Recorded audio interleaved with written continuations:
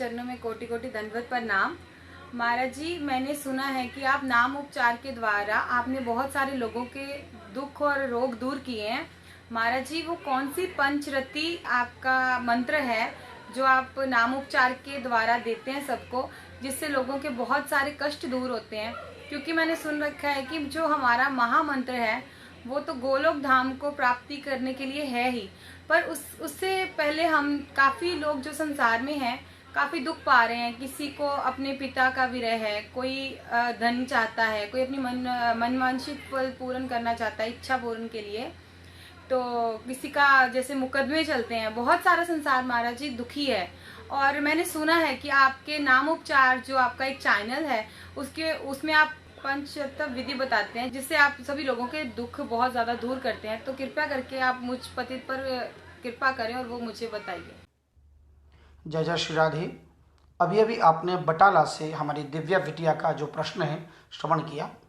उनका आशय ये था कि नाम जप की सम्यक विधि में पंचरति भाव किसे कहते हैं, और इसी पंचरति भाव को नाम जप की पंचामृत विधि के नाम से भी हमने पूर्व समझाने का प्रयास किया। देखिए, नाम जप हम रात दिन करें, पर यदि सम्यक विधि पता ना हो, सम्यक विधि हो, तो ही हम असंभव से भी संभव कर सकते हैं। जो वर्षों से नाम जप कर रहे हैं उनको प्रत्यक्ष फल नहीं मिल रहा है।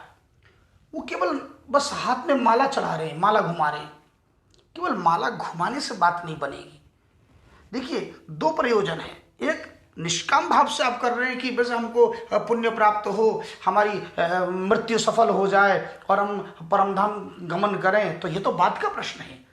और कुछ लोग जो सकाम भाव से करते हैं, आर्तो जिज्ञासुरर्थार्थी, तो जो अर्थार्थी हो, जिज्ञासु हो, जो आर्त हो, जो अपने शरीर के, अपने समस्त दैहिक दैविक भौतिक ताप से कष्ट पा रहे हैं, शारीरिक कष्ट पा रहे हैं, बीमारी से कष्ट पा रहे हैं, अनेक प्रकार के रोगों से कष्ट पा रहे हैं, अनेक प्रकार के आर्थिक रूप से कष्ट पा रहे हैं, सामाजिक रूप से कष्ट पा रहे हैं, मानसिक वेदना से गुजर रहे हैं, ऐसे न जाने कितने कष्ट पा रहे हैं। तो इन कष्टों से पार पाने के लिए नाम जप इस कली काल का संजीवनी है। असंभव को भी संभव करे।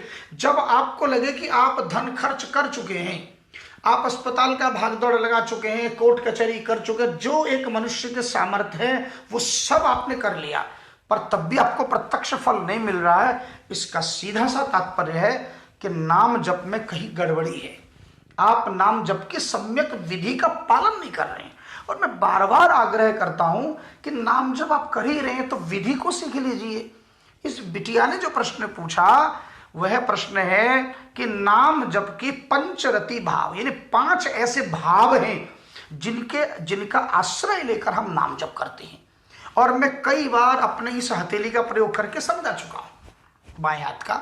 देखिए, पंचरति, रति माने प्रेम, परमात्मा से प्रेम करने के 5 भाव कौन कौन से हैं। तो देखिए, सबसे पहले हम इस बड़ी अंगूठे को और इस छोटी उंगली को अलग कर देते हैं। ये 3 समझ लीजिए तो ये 2 समझ में आ जाएंगे। इसका नाम है विधि, इसका नाम है निषेध। विधि अर्थात कैसे करें, निषेध कैसे न करें और क्या न करें।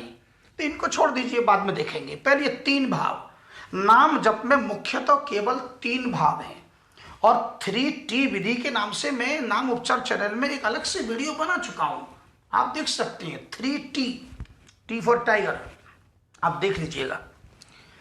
अब ये 3 भाव समझ लीजिए कौन कौन से। नंबर 1 गुरु भाव, नंबर 2 इष्ट भाव, नंबर 3 आर्त भाव। ये 3 भाव मुख्य हैं।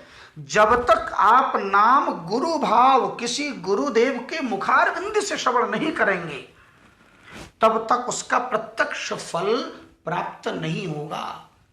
किसी परंपरा प्राप्त गुरु, हमारे वैष्णव संप्रदाय में 4 संप्रदाय हैं, उसमें से जैसे हम हैं गौड़ीय वैष्णव संप्रदाय, कुछ लोग निम्बार्क संप्रदाय, कुछ लोग रामानंद संप्रदाय अथवा रामानुज संप्रदाय, कुछ लोग श्री संप्रदाय।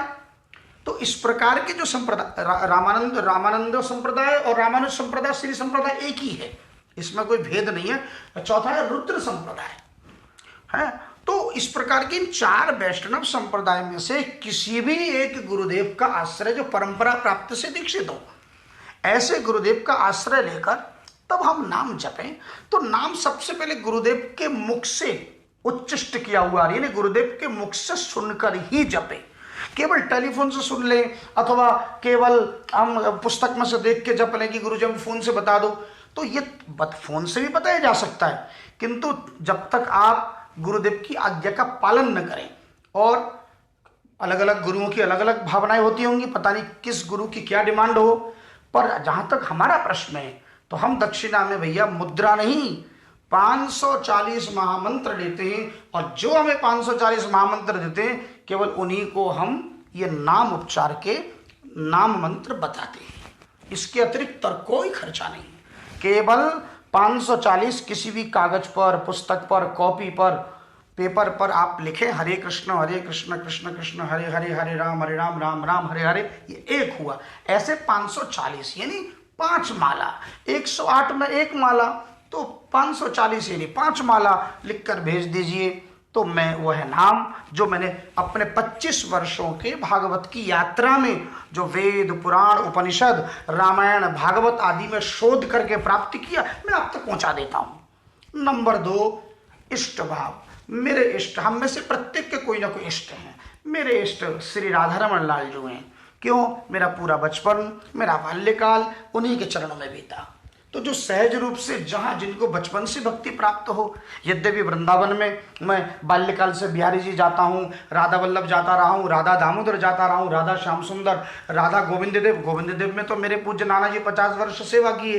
तो इस प्रकार के तो अनेक गली गली में कृष्ण के करोड़ों नाम है, पर एक नाम में, एक स्वरूप में अपनी अनन्यता होनी चाहिए। यानी नेत्र बंद करें तो केवल वही स्वरूप हो, चलते फिरते उठते बैठते केवल उन्हीं का नाम हो, उन्हीं का स्वरूप हो, उन्हीं का स्मरण हो, उन्हीं को वंदन हो, उन्हीं की कथा। जब भी कथा श्रवण करें तो लगे ये मेरे राधारमण जी के लिए ही कथा हो रही है। तो अपने इष्ट का नाम सहज जिह्वा पर आ जाए। यदि आप राधा वल्लभ को मानते हैं, राधा श्याम सुंदर को मानते, बाकी हैं तो सभी कृष्ण ही, हैं तो मेरे राम ही। तो जो श्री राम को मानते हैं तो ये भी श्री राम ही है, केवल युग परिवर्तन है। त्रेता में राम कहलाते हैं और द्वापर में श्री कृष्ण कहलाते हैं और कलयुग में वही गौर कहलाते हैं। अंतर कुछ भी नहीं है, तत्वतः एक ही है, केवल भाव की बात है।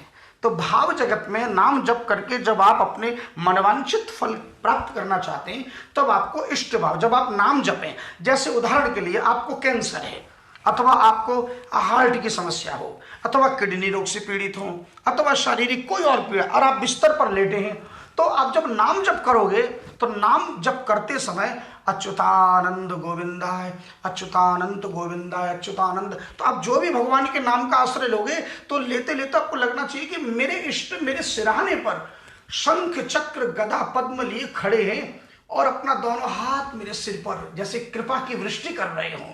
तो अपने इष्ट का सतत नाम जपते हुए इस रूप का ध्यान करो कि मेरे इष्ट श्री राधारमण लाल जी, राधा वल्लभ जी, बांके बिहारी जी, श्याम सुंदर जी, जिसे भी आप मानते, अथवा मेरे भोलेनाथ अथवा माँ भगवती जगदम्बा, जिसको आप मानते हैं, उनकी कृपा, उनके हाथ में आयुध हैं, शंख हैं, चक्र हैं, गदा हैं, पद्म हैं, और ये सब लेकर मेरे सिराने पर खड़े हैं मेरी रक्षा करने के लिए। मैं उन्हीं को पुकार रहा हूं। इसे कहते इष्ट भाव। और तीसरा है आर्त भाव। आर्त भाव माने भाव विह्वल होकर, जैसे कोई अपना सगा बिछुड़ जाता है, किसी का पुत्र चला गया, किसी के पति चले गए, तो उस समय जो रोते हैं क्रंदन, 6 महीने तक आंसू बहाते हैं, बिल्कुल वैसी ही विरह अवस्था हो अपने इष्ट के लिए। हे नाथ, आपका दर्शन आज तक क्यों नहीं हुआ? हे मेरे गोविंद, आप कहाँ हो? हे नाथ, ये रो रो कर मैं आप ही को पुकार रहा हूं। हे नाथ, आप मुझे दर्शन कब दोगे? हे प्रभु, संसार में बहुत भटका, इन संसार के लोगों ने मुझे जी भर के लूटा, अब और नहीं लूटूंगा प्रभु, अब मैं और किस संसार के बहकावे में नहीं आऊंगा, अब केवल मेरे एकमात्र सहारा आप हैं। हे नाथ, मुझे दर्शन दो। हे प्रभु, ये नाम गुरुदेव ने जो दिया, बस केवल यही एकमात्र सहारा है। आप कहाँ हो? हे नाथ, मेरी पीड़ा, मुझसे और ये पीड़ा सहा नहीं जा रहा है। इसे कहते हैं आर्त भाव।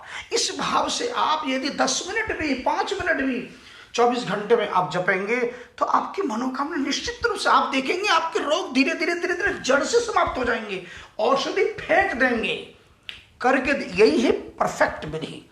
और उसके बाद फिर क्या कहा? ये विधि, ये निषेध। निषेध माने जब तक आप नाम जपेंगे तब तक ये जो कली के 4 स्थान, मदिरापान, जुआ, शराब, मांस मछली का सेवन और ईर्ष्या भाव का त्याग करके शुद्ध और बुद्ध होकर नाम जपेंगे। जय जय श्री राधे।